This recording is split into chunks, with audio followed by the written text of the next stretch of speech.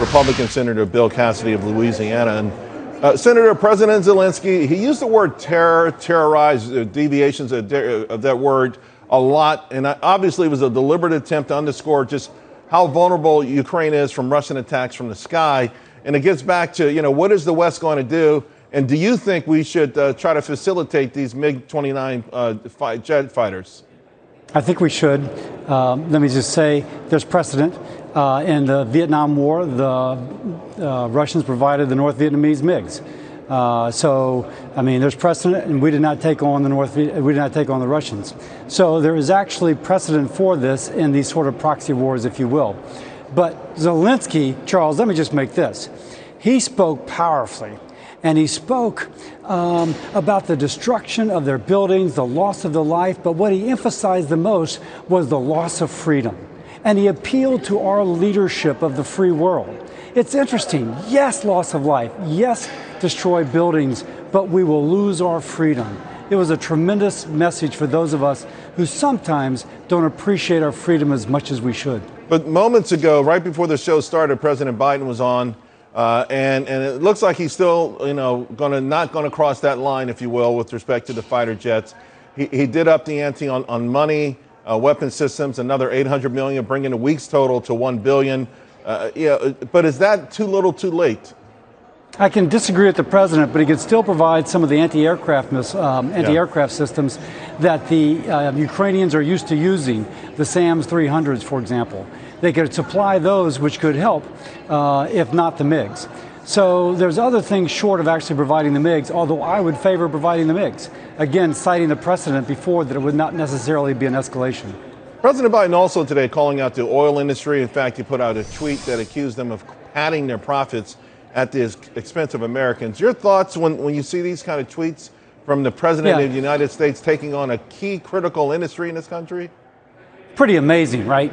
I mean, here we need the oil companies, the independents, and the super majors to produce more, to replace the oil that we're losing, and he decides to vilify them in public opinion. I mean, it is working across purposes like they can't resist themselves to go after the oil companies when we're relying upon them to increase our supply. By the way, independents provide like 80 or 90% of the oil that we consume. So even going after the Exxons of the world is not really going after the people who produce. It's more interested in rhetoric as opposed to being constructive. Yeah, I mean, the inference is that somehow every independent oil company, gasoline station has an oil well underneath it and their own refining process, right? So, I mean, we haven't built a major refinery in this country since 1977. If the president wanted to be constructive, wouldn't he agree to, hey, let's get some more pipelines, let's drill, let's get some more refining capacity. Let's go ahead and do the things that would make crude oil, eventually to gasoline, the finished product, dirt cheap. Absolutely. By the way, I've called for what I call the Operation Warp Speed for permitting.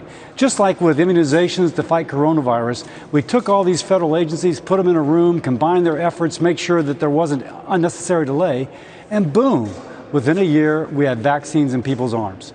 If we want to increase production, or shipment of liquefied natural gas to Europe, or more uranium or more coal, let's get everybody in the room, make it happen. Not this interminable delay that seems to be a strategy of 1,000 cuts to kill North American energy production. So it's decision day at the Fed, big announcement. We've already seen 25 basis points, some commentary on the balance sheet. Yesterday, of course, President Biden withdrew the nomination of Sarah Raskin after a blatant attempt, really, to make the Fed an activist arm of the climate change movement.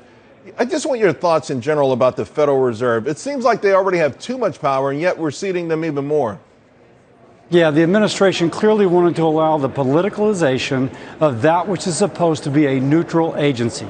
That which they can't convince the American people of to do by legislation, they want to get the Fed to do it surreptitiously. To destroy value and to increase U.S. energy cost because of an unelected official's decision about what's the better future. That is wrong. And they're trying to circumvent the representative government that our Constitution established that the American people to depend upon. I am willing to work with the administration. We got to lower energy prices, but don't sit on the back door and try and raise them again on the sly.